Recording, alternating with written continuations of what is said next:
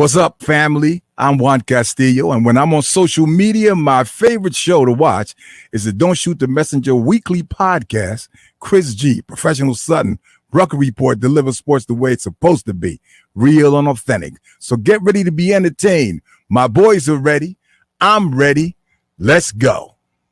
Don't Shoot the Messenger podcast. I'm your boy, Professional Sutton. And I'm your boy, Chris G. And it's your boy, the Rucker Report, a.k.a. Jerry. Ready? This is what the greatest thing about sports is. You play to win the game. Inch by inch, play by play, till we're finished. This is Don't Shoot the Messenger podcast. X about me. With Professional Sutton. You already know. Chris G. My homie. And the Rucker Report. My family, what up? They for real. All straight with no chaser. Let the games begin. Let's go. Don't Shoot the Messenger podcast.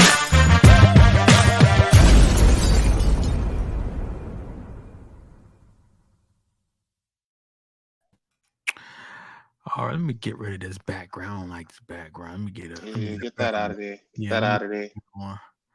I guess this one ain't. I don't like this one either. No, here we go. Welcome to another edition of Don't Shoot the Messenger podcast. I'm your boy, Professional Sutton. And I'm your boy, Chris G. And on behalf of our boy, the Rucker Report. Cheers. Yes, sir. Yes, sir. I just want to, send our prayers and our thoughts to Ruck. He's out here battling this COVID-19, but he's doing it. He is doing better. So if y'all can just keep our boy, our brother, in your thoughts and blessings tonight. So today, no doubt. So I just wanted to say that. Chris, how you doing, man? Look, man, I'm blessed on this fine Sunday. Yes, sir. Happy to be back on the mic. I know we've been gone for a minute. I know. And I know the streets been craving us. Word. I know the streets been needing us. You know what I mean? There's been a lot of sports hoopla going on, and we ain't been here to give the people what they need. I know, but we back though. We back. Listen, we also want to send our condolences to DMX, his family. Also, Black Rob, he passed on yesterday. He was 51 years old. So, we losing a lot of our childhood entertainers. I don't want to say icons because I wouldn't call them an icon to me. They are to some people, but our entertainers and people, who we enjoy listening to growing up. So, our condolences, and to anyone else that's lost anyone, we want to send, a good shout out.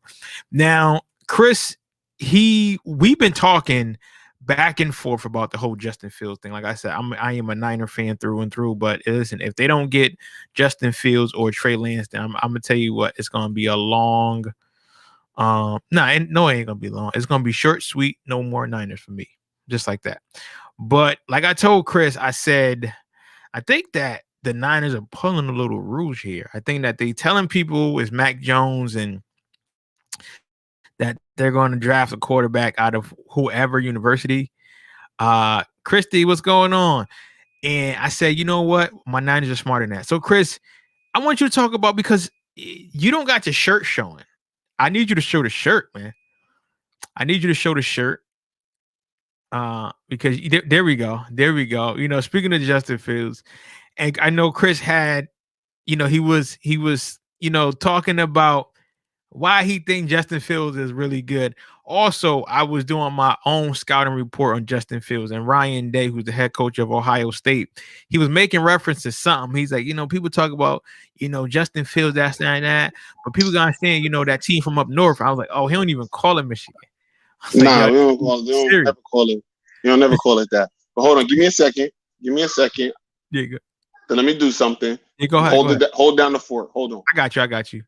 Being a father is, really tough, but hey, Chris got it. So, Justin Fields, I think that he is who the 49ers need to go after. I know we talk about that.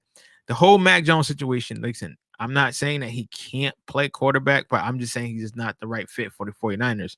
And I think that when we're looking at this draft here, it's very finicky, man, because, usually it's easier to predict where players are going to go based on their needs, but we're seeing a lot of teams stray away from that. Now, the New York Jets, it looks like they're going to go after Zach Wilson, but we don't know yet, right? One thing we do know is Trevor Lawrence is a shoe-in for Jacksonville, which he should be a shoe-in for Jacksonville. But again, stranger things have happened. But I think that the Jacksonville Jaguars will get Trevor Lawrence.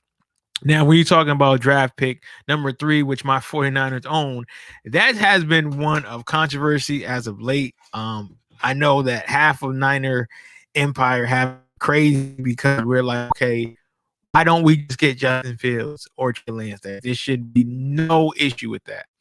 And then you have some people who are saying that Mac Jones is the quarterback who we need, but Mac Jones is really another Jimmy Garoppolo. But also you have to understand the weapons that Mac Jones had around him. Again, not saying that Ohio State hasn't had weapons, but the 49ers offense, I'm going to say this again, our offense is built on perception. So if you are talking perception in the sense of like RPOs, which means run player options, sort of the same offense, kind of like Kansas City run. But when you don't have a mobile quarterback, it doesn't work. It looks really, really bad. Christy, why you say Trevor Lawrence blah? I mean, I think Trevor Lawrence is a really good ball player. I think that he proved himself at Clemson. He won. He's been doing this thing since he's been in college. There's not too many players that I can say who consistently played up to their standards, and he has been one of them. The good thing about him is that he's not a hurt quarterback. But I feel bad for him because he's going to a Jacksonville Jaguar team, as you know, who has been having a lot of trouble with the organization, period. You know, Dez, what's going on, man? I see Dez and wow. He said, it's his character for me. Explain that, Dez, because to me, I felt that Trevor Lawrence, character was okay. You know what I mean? Now, if you're talking about character and Mac Jones, I agree. But yeah, Christy said in reference to Trevor Lawrence, she said not yet. He hasn't played in the NFL yet, which I agree. What I miss? So we were just talking about what character? Character what? I don't know if Dez was talking about Trevor Lawrence because Christy said Trevor Lawrence blah. Dez said it's his character for me. And Christy was basically saying, well, he hasn't played in the NFL, so that doesn't mean anything. But I think that the way he's progressed throughout college, that says a lot, man. I think that says a lot. Now, I wanted to get back to you, Chris, and the whole Justin Fields thing. Now, you are an Ohio State fan to the core. I know that there's always been that stigma of Ohio State quarterbacks aren't good, blah, blah, blah, blah, blah. But what do you think that Justin Fields has done to prove that he will be, a good quarterback, an elite quarterback in the NFL? Well, I'll say this, right? Buckeye fan through and through. You see what I'm saying? See what I'm talking about? See what I'm saying? Hold on, wait. Buckeye fan. Okay, now you gotta lift it up a little bit. There you go.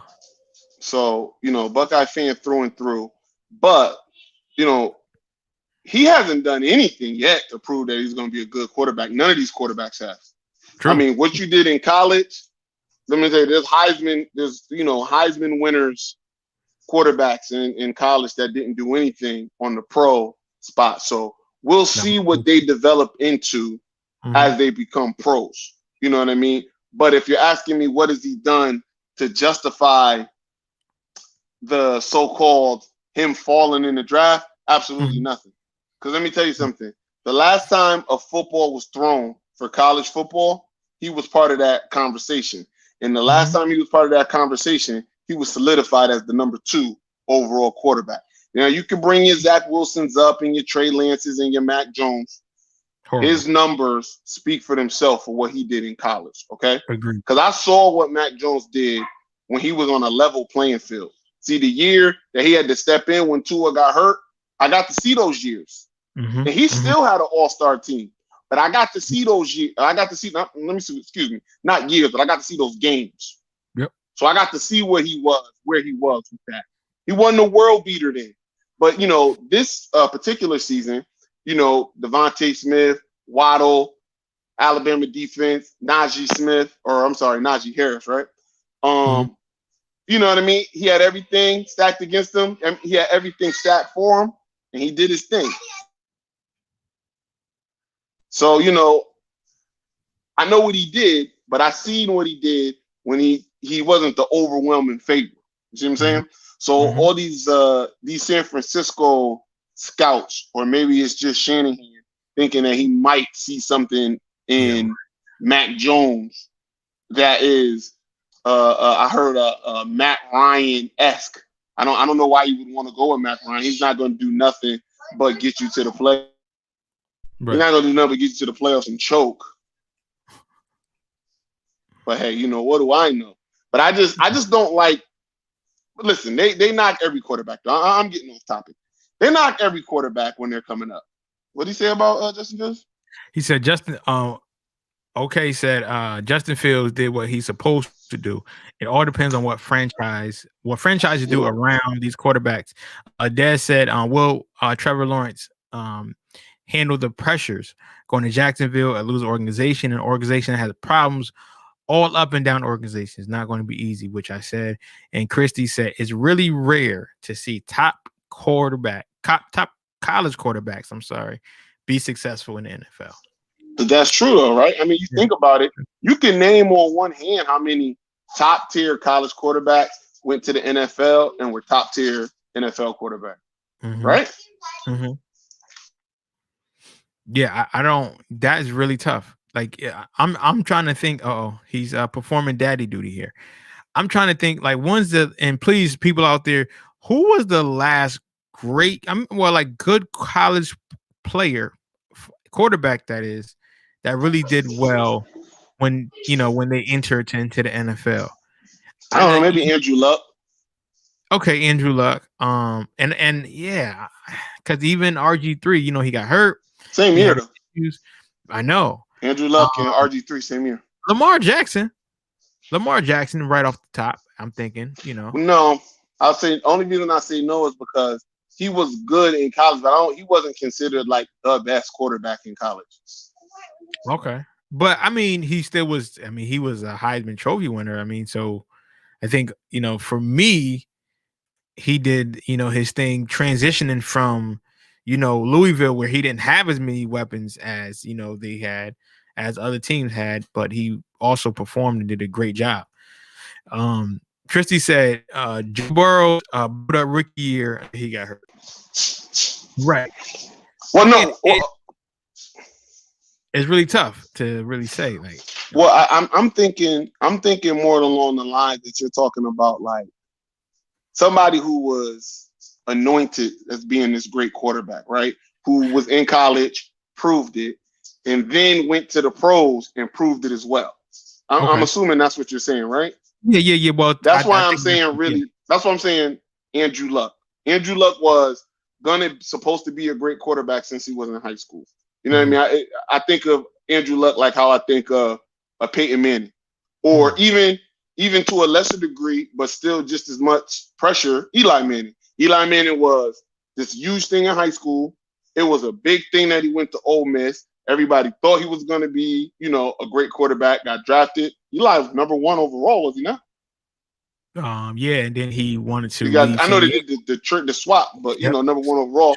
Then he went on to win 2 Super Bowls, and everybody knows Eli is, Eli is what he is. But I'm just saying, like, it doesn't happen that often where a quarterback is anointed or deemed to be this great quarterback from high school, and they just follow all of the steps of progression. Like, they were great in high school, they were great in college, they were great in the NFL. But to get back to Justin Fields versus the critics, the biggest problem I got with these critics is their inconsistency in their facts that are not facts, that are just straight lies. So you know who I got problems with 3 people the most, though, who I think have been putting the narrative, that have been spinning the narrative on Justin Fields as not being as good as I think he could be. Can I guess one of those? Is it Mel Kiper? Please don't say Mel Kiper. No, it's actually not. Mel Kiper has been good this year, Chris. Mel Kiper has consistently said that he has Justin Fields as the number 2 overall quarterback, but he recognizes that he probably won't go 2 overall, and he has him going, I think, 10 or 11 to New England. He thinks he's going to fall. right? No, hell no. But it's not Mel Kiper. It's three people. Okay. Chris Sims, Oh, come on, please. Who is he? Shannon Sharp, Come on, and Skip Shay. Bayless. Oh, come on. And the most egregious of them is Shannon Sharp. He's the most egregious one out of all of them. Now, what has he said that's been like crazy? Because I know you watch him a little more than I do. I just catch the highlights because I'm usually at work around that time. So I would say the main what's the word I'm looking for? The main agenda that Skip and Shannon push is that Justin Fields is inconsistent. What? In the two games that let you know that he's inconsistent are the only two bad games that you could ever pull from him: the Indiana game and the Northwestern game. Okay, all right, okay. Right? So it's funny how he's inconsistent, but the only two games that you can reference of him being inconsistent is the Indiana game, which I mind you, if you remember the season for Ohio State, they had a lot of games canceled. They had 2 games going up to Indiana canceled, and they had a bunch of players who couldn't play in the Indiana game because of COVID restrictions. Mm-hmm. Not a whole bunch of players, but a few players who couldn't play. They also talk about how it was a shootout, and it was his fault.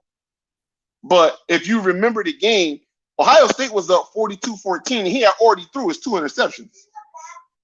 So it's why aren't you looking at the defense? Because if you were an Ohio State fan, especially this year, you knew our defense was trash.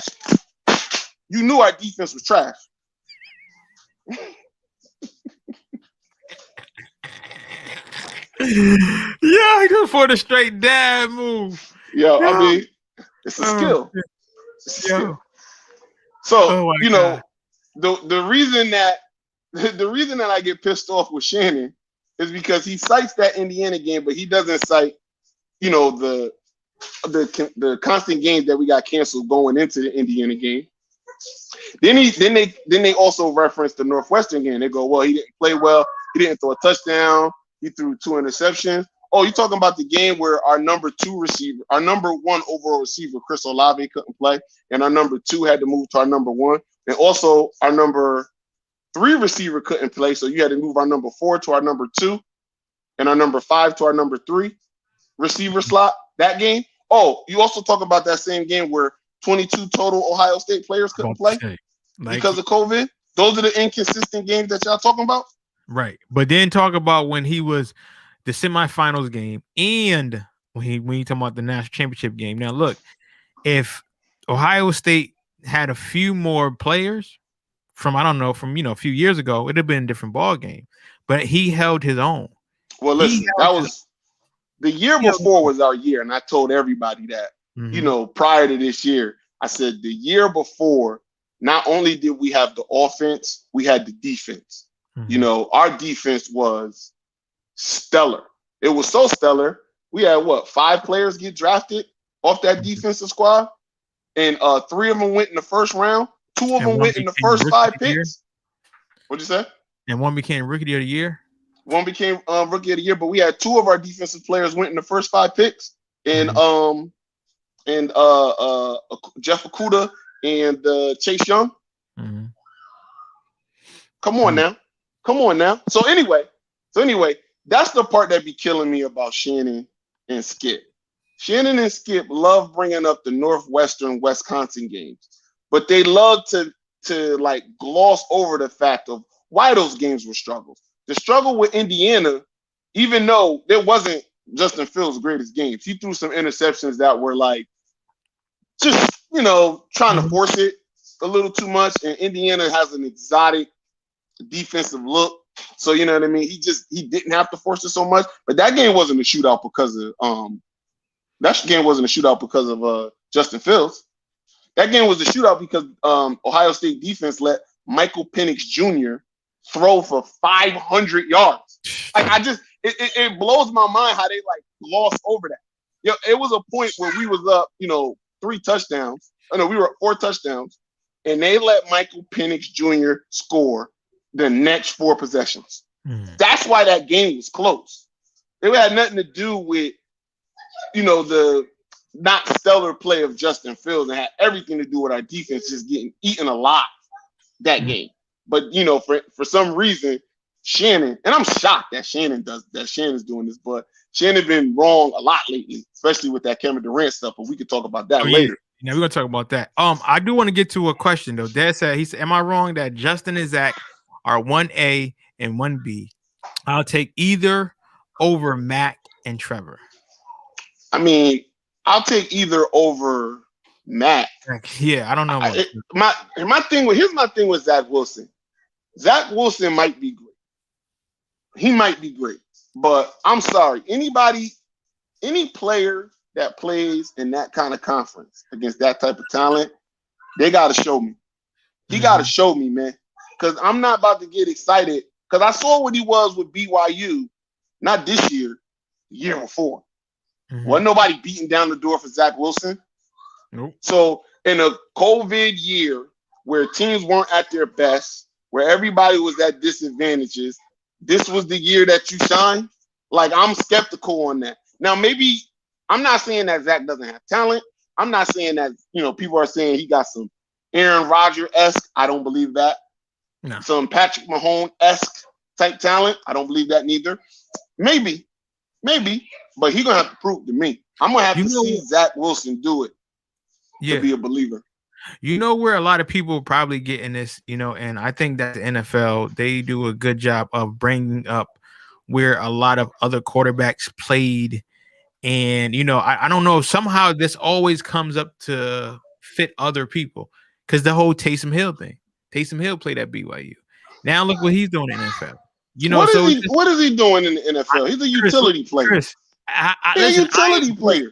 Chris, I agree. But when you look at when these players that the writers like and they really put shine on them, for some reason they always go back to their school. And I don't know. Again, I could be wrong, but there's always a high correlation. Like a player will have an okay year, right? And he's doing better than people thought he would. And it's just like you'll see the quarterbacks come, from like your school. Like when you think of like Texas Tech, when you think of BYU, I'm like where are these guys coming from? Like Oklahoma State, like who is checking for these people? But when their quarterbacks do okay, for some reason, they are definitely doing something. Now, Amos, what's good, baby? I ain't seen you in a minute, man.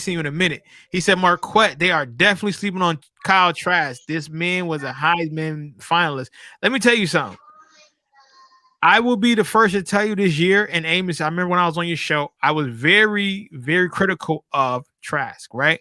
But he did a phenomenal job this year. And I think that in the right system, I think if he goes to the Patriots, learn a little bit. I like everybody to go to Patriots. That's, like in that kind of, way, who's not mobile. I think he could do some, good things. I think he really can. And I think that they really did sleep on Trask this year. Few games where, again, our defense sucked, and he could have played a little better, but he never had us out of the game.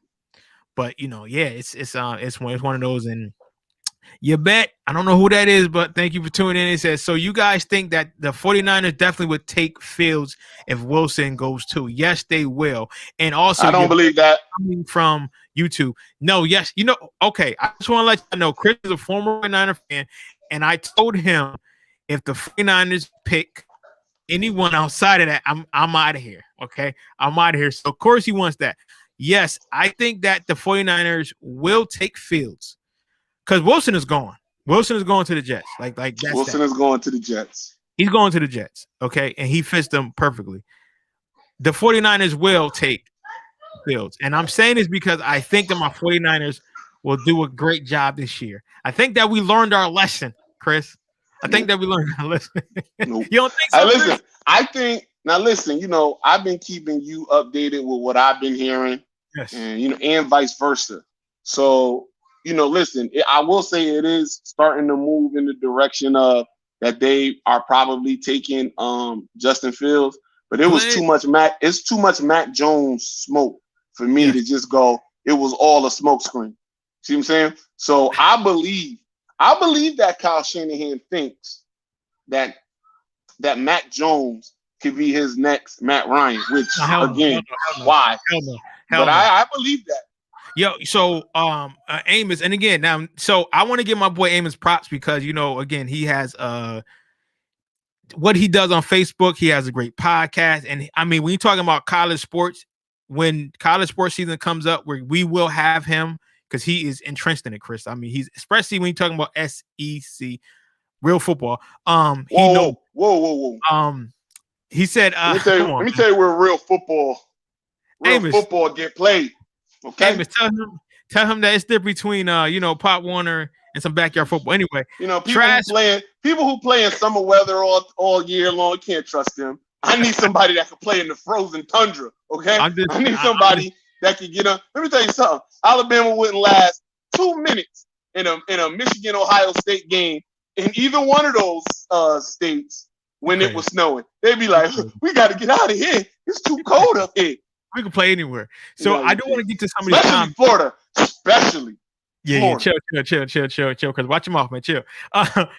Amos said Trask will be a great fit for the Patriots, Niners, and Raiders. Now, I don't know about the Niners because of our scheme, but that's not out the question. Glenn, who was a 49er faithful, he said 49ers better take Fields. I agree. Well, listen. Well, Glenn, you're right. Everybody's right. They should take Fields. It's really a no-brainer. Honestly, let me be real honest. The Jets should take Justin Fields. Justin Fields, yes. I understand why Trevor Lawrence has to go first. Right. I won't argue that. I understand it. He just checks off too many boxes. Whether he will or won't be successful in Jacksonville, we'll find out. But you take Jacksonville off the table. Every other team that needs a quarterback after that should be jumping over each other to take Justin Fields. Justin Fields is the most accomplished. He's the most skilled. He has the most attributes. He's the most athletic. He's the most, I know people are somehow, they think Zach Wilson has this, this flick of the wrist. That's what Chris Sims loves to say. This flick of the wrist type of arm. And, he's the best thrower. Mind you, Chris Sims thinks that Zach Wilson is the number 1 overall quarterback. He has Trevor Lawrence at number 2. But you had to know why, because BYU beat his Texas Longhorns. So, of course, he's going to say that. But anyway. This year? When did they play Texas? This year. Last year. Maybe last year. The toughest team BYU played this year was Coastal Carolina, and they lost. Yeah, well, I'm talking. I want to put that out there. They lost. The best performance we've seen from a quarterback this year is 2 games. You either take Justin Fields against Clemson, yes, or you take Mac Jones against Notre Dame. Now, obviously, you know who I'm going to take. It's Notre Dame. Come on now. Stop. Obviously, you know who I'm going to take, but I do have to put that out there. Some people thought Notre Dame was really good. I didn't. But some people thought Notre Dame was really good. It's always fool's gold to think Notre Dame is good. I'm going to tell you for a couple of reasons. Notre Dame is one of the most strict academic schools in the nation. Okay? That's about as close to Ivy League as you're going to get. Stanford. Them and Stanford, right? So, and they don't take no shorts. So if they want an athlete that's all world and his grades are not up to the Notre Dame standard, they ain't taking them. Nope, accurate. So they do play at a bit of a disadvantage sometimes. No, that's their fault because it's their fault. Listen, I'm just keeping it real. Yeah, no, that's true. But listen, they still benefit off the big boy football tickets in terms of them being Notre Dame, so they get all the $1 billion contracts. So that's y'all fault if y'all want to play Ivy League. And listen, you can play Ivy League all you want, that's cool. But at the same time, you also know you have to win. Notre Dame happens to have a good tradition. And I do want to get to some of these comments. Amos is bringing up some great points, man. I'm about to send him the link because you might have to jump on. He said Fields is going to the Niners. Jones overrated. Yes, they are. Omar said Trevor Sunshine, of course. And he said the only league to take over any league is the Pequot League. Pequot all day. I hear you. Okay. He said, Amos said, I don't trust Mac Jones outside the Bama system. And also the point he brought up was I was going to bring up about Trask. A lot of people are sleeping on Trask, but I know that Bill Belichick is just like, yeah, go ahead. Please talk about anybody. because Trash put up 500 yards against that Bama defense. And, listen, if our defense just had played a little better, I know that my Gators probably would have pulled it off. He played a phenomenal. He played a phenomenal. I mean, game. all right, listen. He played did, a phenomenal. But game. all right, he did. Come But come on here now. Come on listen. now. Come All on right, now. look. And He also played. Justin Fields. He also played. He also played with the best wide receiver / tight end in all of college football, and Kyle Pitts. And I can't hear you. I can't hear you. You can't hear me? Oh, now I can hear you. Go ahead. Yeah, what I ain't saying that. No. I ain't saying that. It was probably some bullshit. He played with Kyle Pitts, and then your other wide receiver, your slot guy. What's that dude name? Something with a T. Shit, Amos gonna get me. Hold on. Something with a T. Y'all little Toonie. Yes, I'm see what's now your you little put wide receiver name? So, Amos. you don't even know Amos. You don't even know your players. Anyway. No. Yeah, but that little wide receiver. I mean, granted, y'all had I'm not saying that Kyle Trask is a bad player. I think he's a good player. He's a day 2 player though, and we'll see what he produces. We'll see what he becomes. But he's a day 2 player. He ain't no day 1. Let me see something here. Maybe he might shock us and be the next Dak Prescott. I don't know. It's possible. It's possible. He has some phenomenal talent. Let me see here. Are you talking about Tony? Yeah. That's what I'm talking about. Them two right there was a lethal combo because he was kind of the Percy Harvin of that Florida offense. I love him. And then, Kyle Pitts, man. Kyle Pitts is unfair.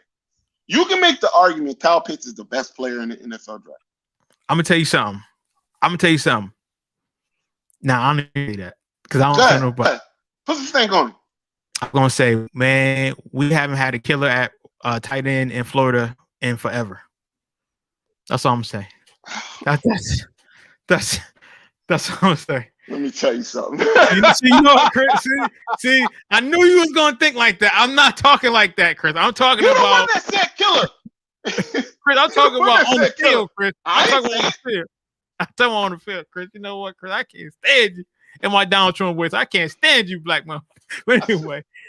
You're the one who said killer, man. Now, okay. So now, out of all of this, it's like if I said, man, Buffalo ain't had a killer at running back in forever. You're like, come on, man. You know where we going with this. You know how when you say something and then you realize like y'all shouldn't have said that. Like that's outside of brain fart.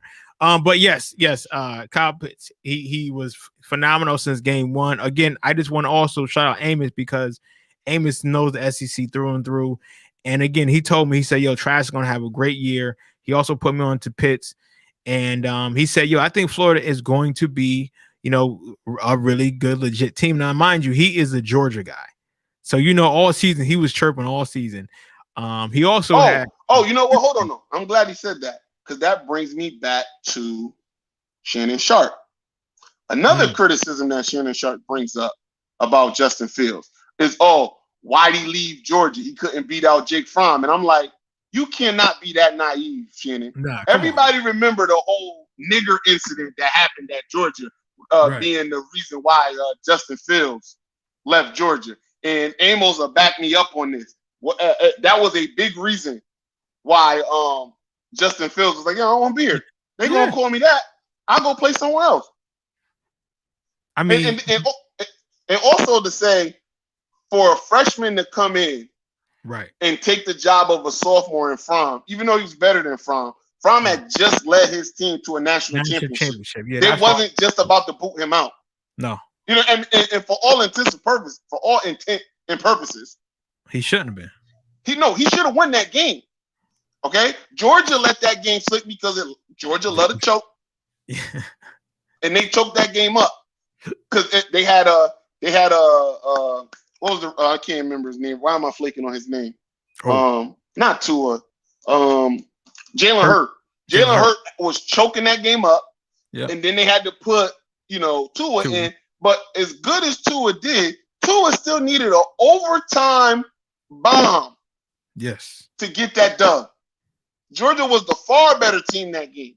Far better team. And they did with Georgia, Georgia teams too. But I just, I just can't, with Shannon. You know what? And then also, I do want to give, again,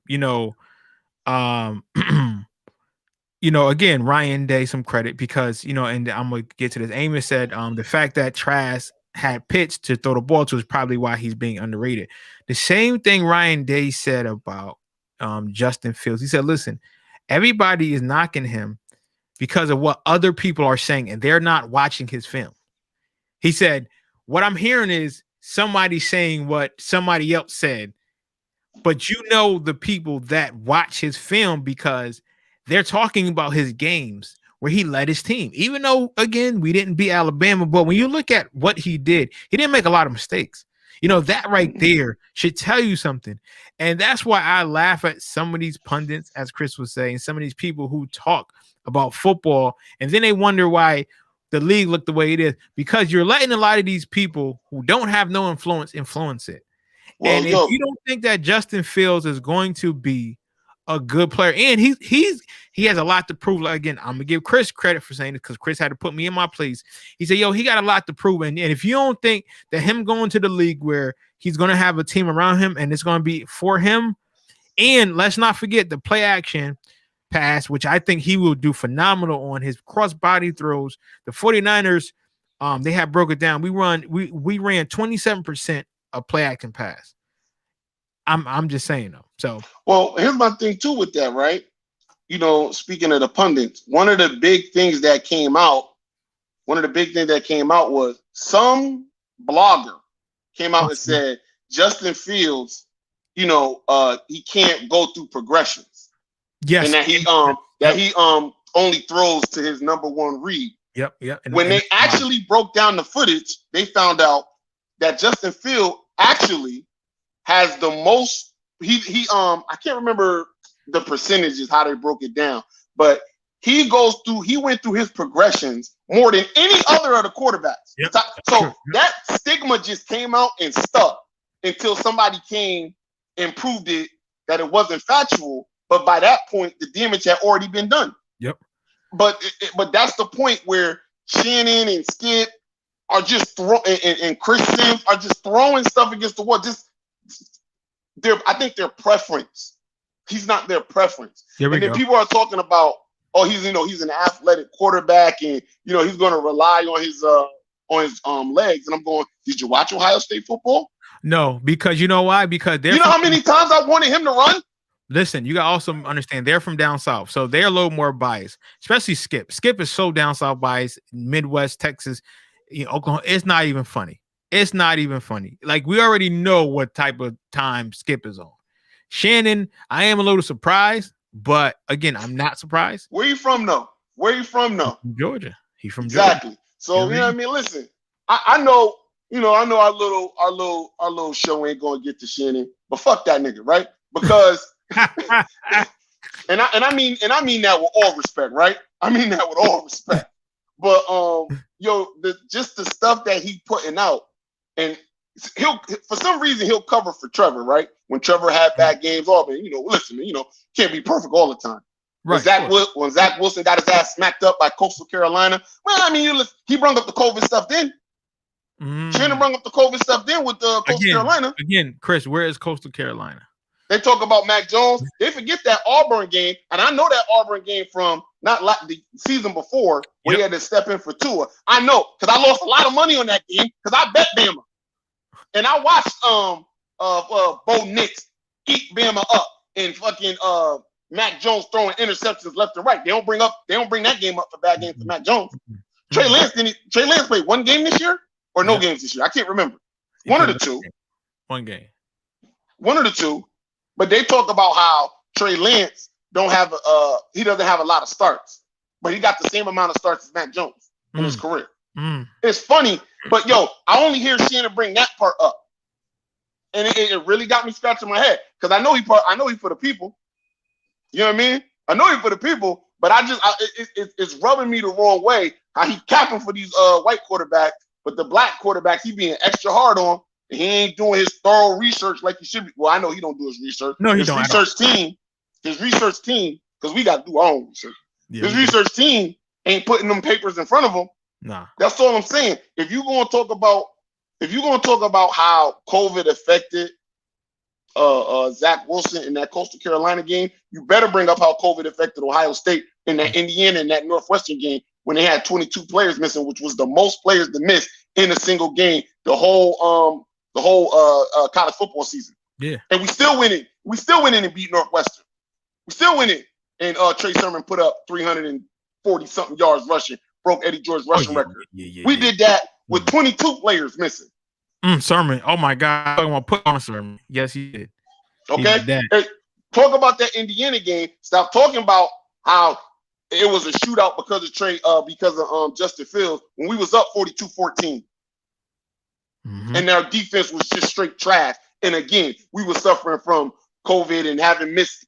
We didn't get to play the week before and the week before that. It was 2 weeks in a row before we had to play that game. But you don't bring that up. That's Shannon Sharp that don't bring that up. Yeah. And so, Amos said, I know that, well, Shannon Sharp is Fox, but he said, yep. He said most of them ESPN analysts are from the South. So they are pushing Trevor Lawrence and Mac Jones is hard on those networks. And also, again, Fox as well. I think that, again, those guys, and then Trevor Lawrence, he's from Georgia, right? He went to Georgia. You know what I mean? So, that, but this is why we talk what we talk and people respect us because we know what we're talking about. And if we don't, then we're going to say, hey, listen, let me look that up. Or we're just not going to mention it. But a lot of these guys, man, and I don't know how these people get to where they get to because they could just say some of the craziest things and there's no research. There's nobody checking them. And it's like plaster. Like, no, that's not true. That is not true. Like, how are you going to talk about Justin Fields, all his mishaps, but you forget about Alabama and Clemson? How do you do that? Also make that point because I go, Justin Fields and Trevor Lawrence went against each other 2 times. Justin Fields was the better quarterback both times. Both times. And Trevor Lawrence got one of them dubs. Yeah. He did get the first dub. I ain't gonna lie. Oh yeah. But Justin Fields was still the better quarterback that game. If you watched it, he was still the better quarterback. So that's 2. And Clemson, Ohio State, and Big Ten in general catch a lot of slack because Ohio State is obviously the class of the Big Ten. But it's like, hey, when they play somebody else, then we can't see. But what happened? But how can you? But here's the thing, though, and I just want to say what Amos said. He said, I hope my Falcons get Sermon in the second round. I hope that he gets. Yeah. That's gonna be a problem. Trey, I fucks with Trey, not just because obviously he went to Ohio State, but the thing I like about Trey is he's faster than he looks. Yes, he's stronger than he looks. He reminds me of a LeGarrette Blount. Well, from the speed and strength part, yes, but he way more elusive. Yes, He gets out of like sticky situations. He don't look like he just like juke you out your shoes, dude. But when you in the trenches, man, he real slippery, and can break a tackle. Yeah, on your mouth. He on your mouth. Listen, but he is one of them running backs where he's going to bring back the run game for the NFL because you got Mark, you got I'm about to say Mark Henry, you got Derrick Henry, you know what I mean, who's showing like running backs aren't dead out here. So I think I hope Trey Sermon does his thing, and I'm rooting for the kid. But also, what I want to say is, how can you and then Chris and Amos, please help me, right? How can you scrutinize the Big Ten, but give ACC so much praise? Because in the ACC, what teams is really out there that's really saying, wow, they're really good? Nobody. Ain't nobody out there. Not right now. But even for the past 4 years, right? You can go longer than that. I'm just okay. Let's just say I'm just going to keep it into perspective of the classes here. 4 years. Who have the ACC had that you were like, wow, yeah, this is wow. Now we talking. And then ACC been trash. Disrespect the Big Ten. Come on now. ACC. It's only been Clemson, aside from those 2 years that Jameis Winston was at Florida State. Mm-hmm. That's it. That's just the truth. Right. All right. Now, I wouldn't say that the Big Ten is, as top heavy as SEC, but the bottom of the SEC is trash too. Yeah. All right. I would say at the top of the SEC is what makes them dominant. LSU obviously had a down year this year, but Bama, LSU, Florida, Georgia. Mm-hmm. Am I missing somebody? Everybody else, if another team comes in that bunch, it's for a brief second, and then they back down to the bottom. Yep. Right? Ole Miss will be good for a hot second, but they had the Land Sharks, right? Yeah, that whole shit. Yeah, right? Yeah, they was good for a minute, and then Freeze got caught, giving kids money, so they was out. Auburn, all the time. All the time. You never know what you're gonna get with them. Who else? It's those 4 teams: LSU, Bama, Florida, and Georgia. At the top, SEC. Yep. I won't take that. There ain't no other conference that got 4 stronger teams than that in any conference. But after those 4, everybody else is fucking pedestrian, man. Yeah, they're all pedestrian after that. Yeah. Now, I mean, listen. Again, when you're talking about, I think that they prefer down south football more than up north football. You know what I mean? And that's just what it is. Even when the Pac-10 was okay, even when the Pac-10 was doing their thing, it was still like, yeah, but let's keep the shine over here. You know what I mean? Like it would just seem like they were just trying to pull the spotlight. And even when USC was doing their thing and Oregon, it was like, yeah, but that's just what it is. You know what I mean? Like that's just how it's always been. Amos said, watch out for Ole Miss and Mizzou this year. I don't listen. I'm not saying that. Again, there's other teams that come in and out of being contenders in the SEC, but they're not solidified. Some years they good, most years they not. Mm-hmm. You know what I mean? I don't know. Nah, Texas A&M now. All right, Texas A&M it's one of those. Yeah. In and out. Now I think they are starting to get into the end because Jimbo down there now, and he is getting them ready. Texas A&M is a good team. I don't want to take nothing away from Texas A&M, right? But they not. I'm not gonna put them in that core 4. I'm not gonna put them in that core 4. Yeah. It's gonna be interesting, man. It's gonna be interesting, and I think that I think that the NFL kind of made this draft bigger than what it needs to be with the whole Justin Fields and Mac Jones, because the NFL draft was just so dry last year. It was so dry last year. I can't hear you, Chris. I said, that was because of COVID and everything. Yeah, right. It couldn't be as lively. But let me tell you what we need. This is what we need. We need San Francisco not to take Justin Fields so you can leave San Francisco. Because here's my problem. Nope. You are on mute. I can't hear you, Chris. Go ahead. Why? Because you want to root for. Here's my biggest dilemma. I want to root for Justin Fields. I want to root for Justin Fields because obviously he went to Ohio State. Listen, you can root for him. I can't root for him if he go to the 49ers because I don't fuck with them. Listen, right? I didn't like the Lakers. I want nothing but pain and suffering. Now, see, I ain't Jew. I ain't no hopper. Okay? Once I leave, I'm gone. Okay? Ask all my exes. Once I leave, I'm gone. It's like an R&B song. No more shopping spree. Listen, I'm going for them. So I can't root for the success of Justin Fields. If you go to the 49ers, then I got to root for him, to burn out. I don't want to do that. Nah, you could listen. You could root for him individually. Yes, you can.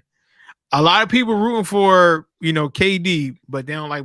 A lot of Knicks fans rooting for KD or Kyrie, but they don't like the Nets. I don't believe that. Knicks fans ain't that smart. You stupid. Listen, I got to give Knicks some props, man. They played a good game today. Julius Randle been doing his thing. I'm not a Knicks fan, but RJ Barrett is a Dookie. You know, I fuck with Dukes. You know what I mean? So I'm happy to see him doing good. I'm glad Julius Randle kind of turned his career around and is looking. You know, the Knicks. I mean, I don't see him getting out of the first round, but the Knicks look tough. You know, they look good. They look good. It was 2 back-to-back games. I'm gonna let you finish. But 2 back-to-back games. We got that master class last night with Steph versus Jason Tatum. Mm-hmm. Oh yeah. 47 for Steph, 44 happened for Tatum. To go to Duke. You heard me. And so listen, I got to watch my favorite player go against a Duke alum, so I was all into that. I couldn't get enough. And then so we got that 44-47 game, and then they got to follow it up this afternoon with the Knicks in New Orleans. Julius Randle put down 34. Zion put down 32. No, Zion put down like 36. I think he put down like 36, something like that. But you know what I mean. So I mean, it was NBA. They putting on some good games. Now, last night might have been the best game I've seen this season in the NBA. Oh yeah, that was like that thing go though. That was like that thing go. Oh yeah, they was letting that thing go. I was like, oh, them choppers was raining last night.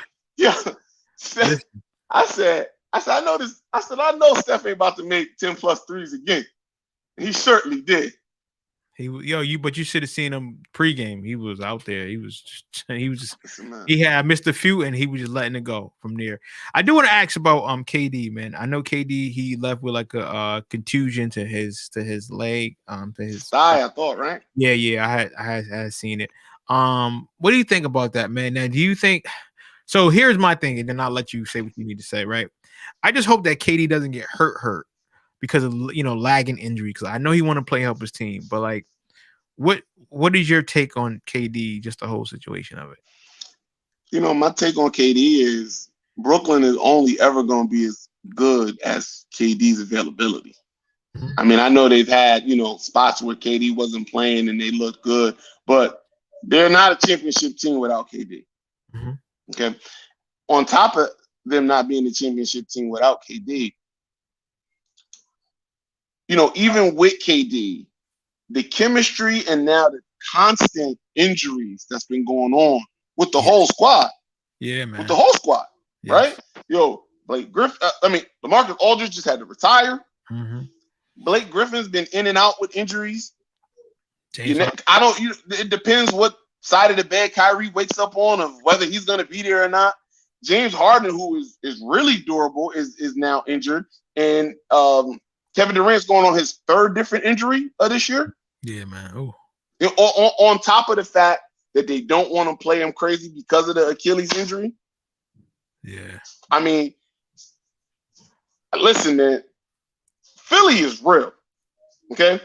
And as much as I think that they're better than Philly, if they're not 100% healthy, they're not beating Philly. Mm-hmm.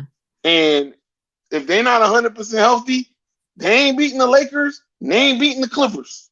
Yeah. Whoever it is that's coming out the West. Because I'm shaky. You know what? I'm going to say it right now. Or maybe even the Suns. Because them motherfuckers is real. Yeah. I sure hope that Chris Paul can get over that hump, man. I'm rooting for him. I'm rooting for Chris Paul. I mean, I don't know if I'm ever rooting for Chris Paul, but why not? I like him. Yeah, he went to Georgia. He went to Georgia Tech, man. Okay. He went to ACC. I ain't Again, fucking with nobody else. Chris. I ain't fucking with nobody else in ACC. Chris, when had the Georgia Tech really put a beating on Duke besides the early 90s? Chris Paul. Chris Paul beat Duke, fam. How many times? I don't know, maybe once, but that was enough for me to not be rooting for you. Okay, all right. I don't dislike Chris Paul. I'm just saying, like, you're like, I really want Chris Paul to win. I'm like, I ain't with Georgia Tech. I ain't rooting for nobody else in the ACC but Duke. I mean, now if you talking about Kenny Anderson, I mean, he was, that's a little different. Anyway, look, man, but I'm saying he's definitely turned Phoenix around. Yes, they have the talent, and with his experience, if he can stay healthy, they can compete. Yeah, I agree. They can compete. How far do you think that they'll go? Because I know that who just had like a major injury. I know Donovan Mitchell. Yeah, I'm about to say Utah. Now that's a little scary. Now Utah, I don't believe in. Utah, I don't believe in. Oh, he went to Wake Forest. Yes, that's. Oh, Wake Forest. Yeah, Wake Forest. I'm sorry. Yeah, Wake Forest. Still ACC. That's true. Still ACC. I don't fuck with Wake. I don't fuck with Georgia Tech. I don't fuck with North Carolina. I don't fuck with Maryland. I don't fuck with Louisville. Like, yeah, I mean, we go down the list. You gotta like North Carolina though. I'm just joking.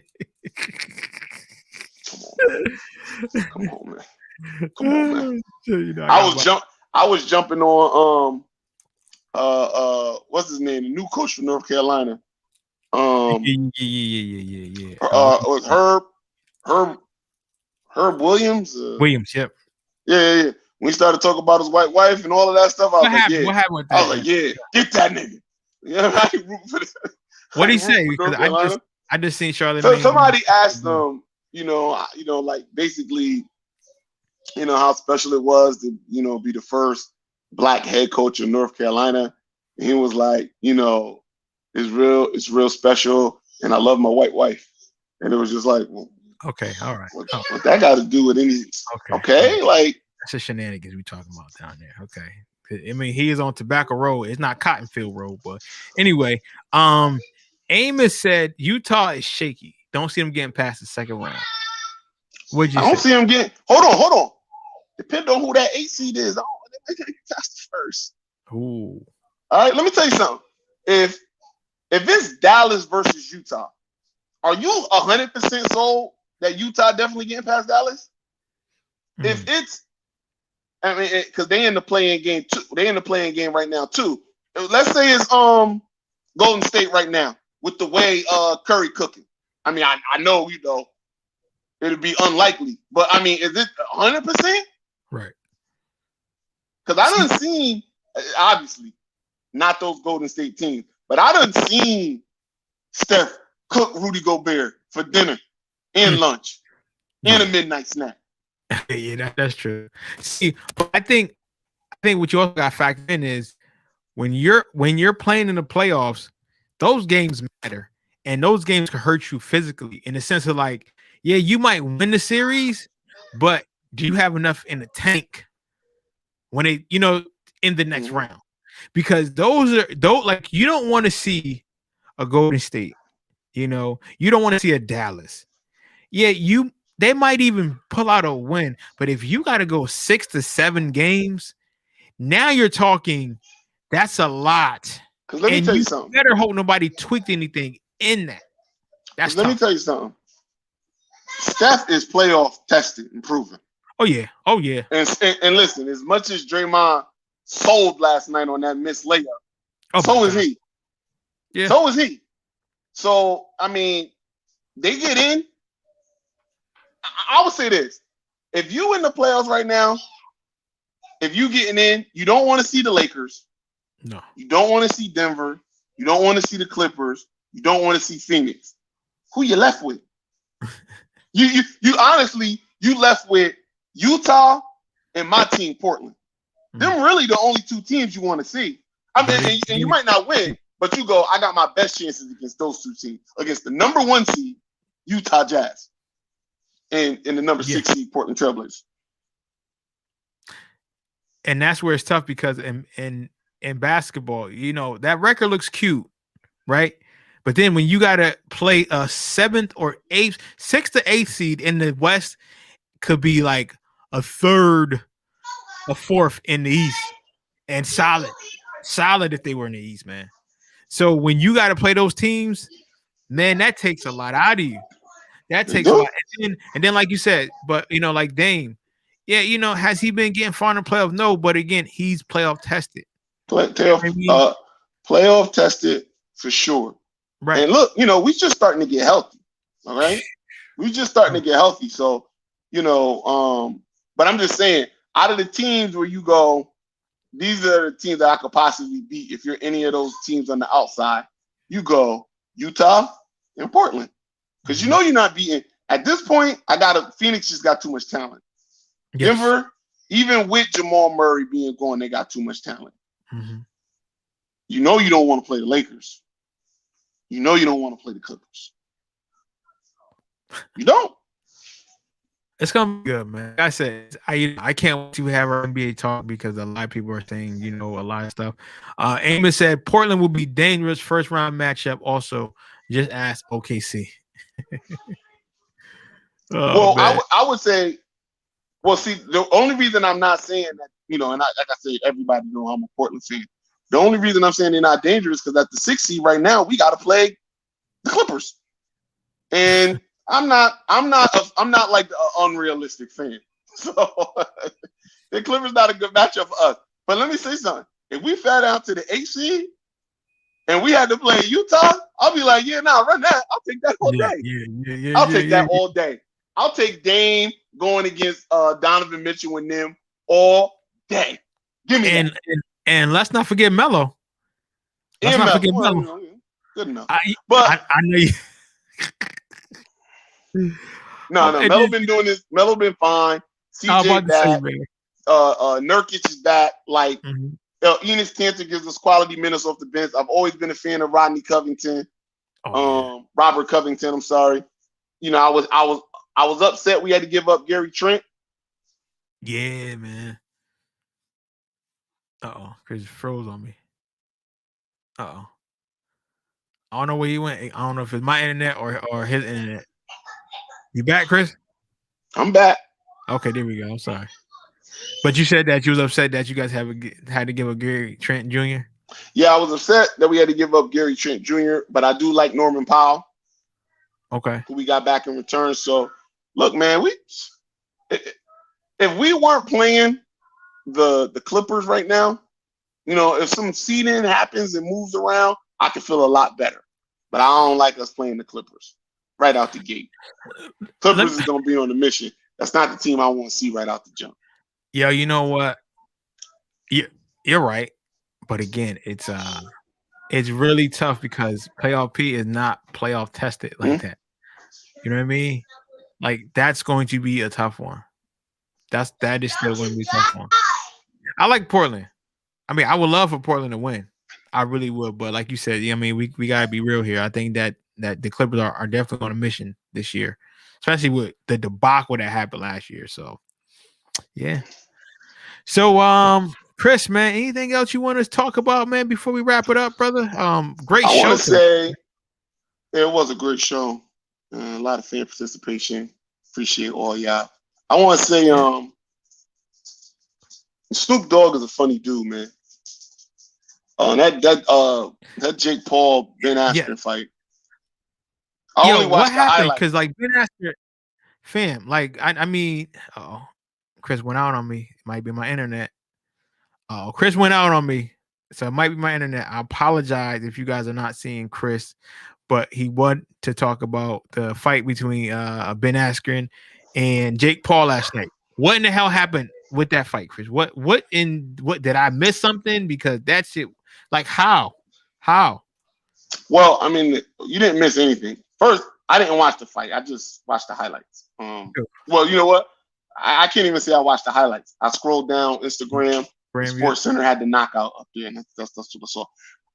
Even the fight was going to be free for me, and I still didn't want to watch it. So, let that go wherever you want. But I would just all of the highlights that I seen of thank you, Amos. Appreciate Snoop were just hilarious. It's just hilarious. Thanks, Amos. And look, as far as Jake Paul is concerned, I mean, he has some remedial boxing skills. So anybody that's not a boxer, he should be. You know what I mean? Like anybody who's just, But I mean, Ben is not that far removed from like the UFC. I mean, yeah, well, he could be not that far removed all he want. He was never a striker. You see what I'm saying? Like, okay, if he was in there with a Conor McGregor, even though that would never happen, he always he'll beat the hell out of him. Conor McGregor will beat the hell out of him. Well, here's the thing, right? Conor, a natural striker, would do way better than like he chose. There's only one more fighter in the UFC that would have been worse to go into a boxing match, and that's like Damian Maia. These dudes that are just they don't want to strike at all. They want to wrestle you, get you down to the ground. And that was Ben Askren his whole career. So I I knew that this wasn't going to be great for him because he had like 2 or 3 months to learn how to throw hands. It's just not enough. It's just not enough. Now, I thought he was going to just get beat up for the fight. I didn't think he was going to get knocked out because he is a pretty tough dude.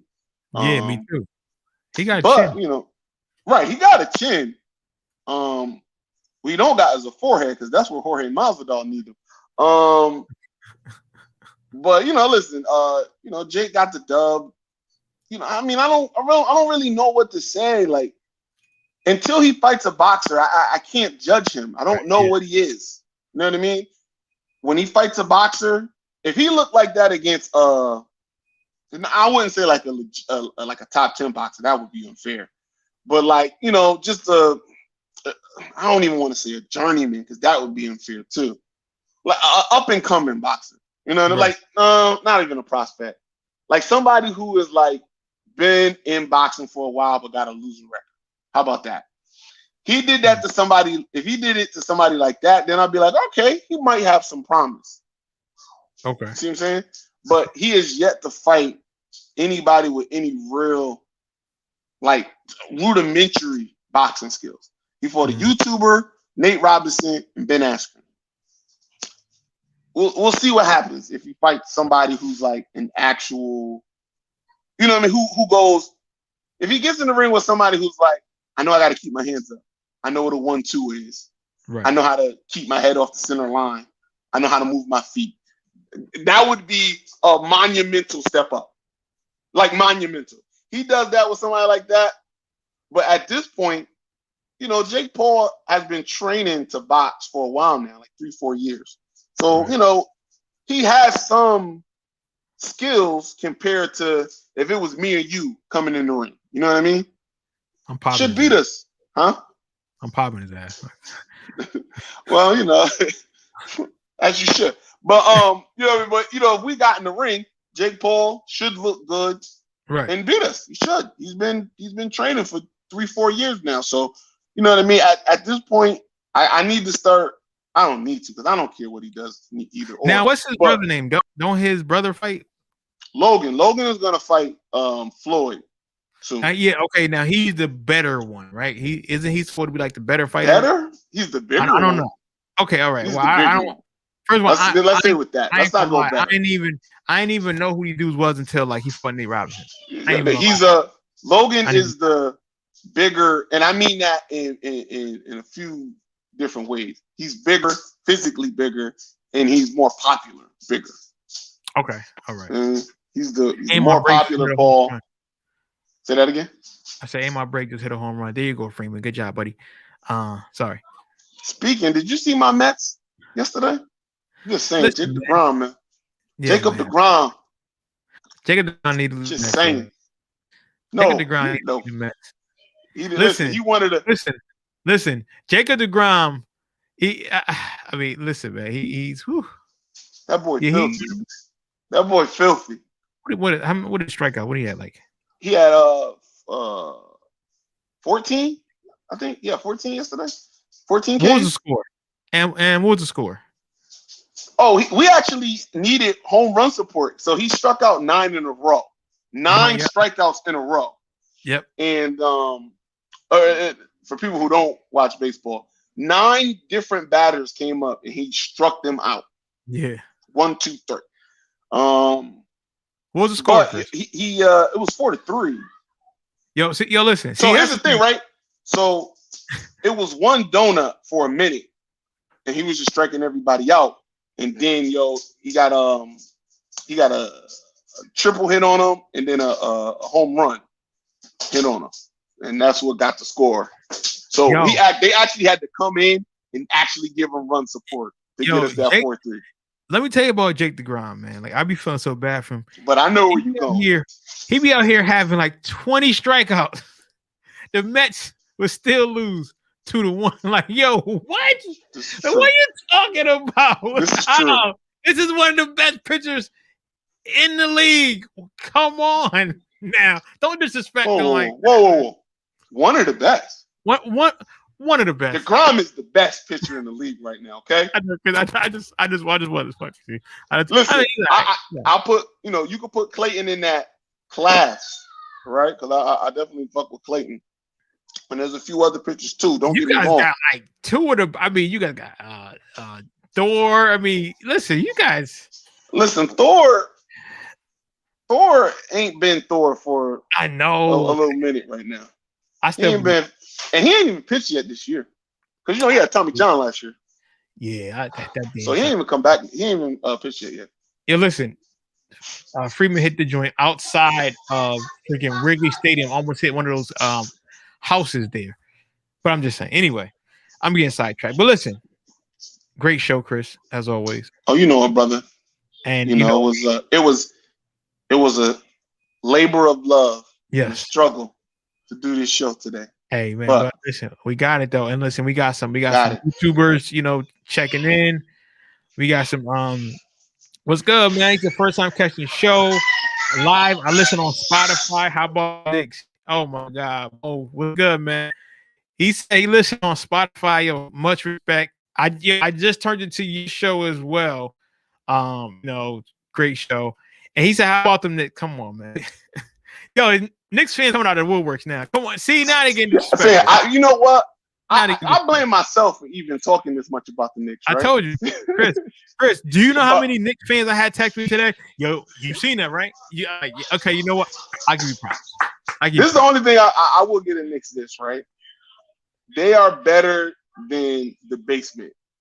You know what I mean? Because normally they just down in the dumps, and people was excited when they was like a 500 team. I think they're like 4 or 5 games over 500 right now. Maybe even a little bit more than that. I know they're on a 6-game winning streak. That's all that matters. 6-game winning streak. That's all that cares. So I gotta give them props. In the East, I would say this: successful season for the Knicks this year. They get out of the first round. All right. That's a championship to the Knicks. Something to be happy about. Something to be happy about. Championship to the Knicks. Listen, I will. If the Knicks get out of the first round, hey, I love it. Oh, listen, my Braves up 3-0 right now. Let's go, baby. Come on, man. It's Atlanta. They'll choke it up. You know what? Chris? When that happened against the freaking Dodgers, I said, you know why? Because they play in Georgia. I said, are you kidding me? I knew, Are you kidding I knew it. I knew it. Me? I knew it. Oh my God. But listen, we're going to get out of here. Yes, and sir. I appreciate everybody that's jumping on and listening. I appreciate you. All the love. You can catch us on iTunes, Spotify, anywhere your podcast platform is being played. Please check us out. We up there with the Joe Budden podcast, man. And also, all the smoke. Anyway, on that, thanks again for tuning. Thanks again for tuning to another edition. Yes, name is Go Braves. Thanks again for tuning to another edition of Don't Shoot the Messenger podcast. I'm your boy, Professional Sutton. And I'm your boy, Chris G. And on behalf of our brother, the Rucker Report, cheers. Peace.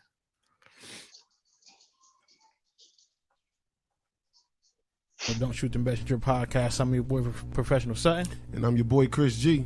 And it's your boy, the Rucker Report, a.k.a. Jerry. Ready? This is what the greatest thing about sports is. You play to win the game. Inch by inch, play by play, till we're finished. This is Don't Shoot the Messenger podcast. X about me.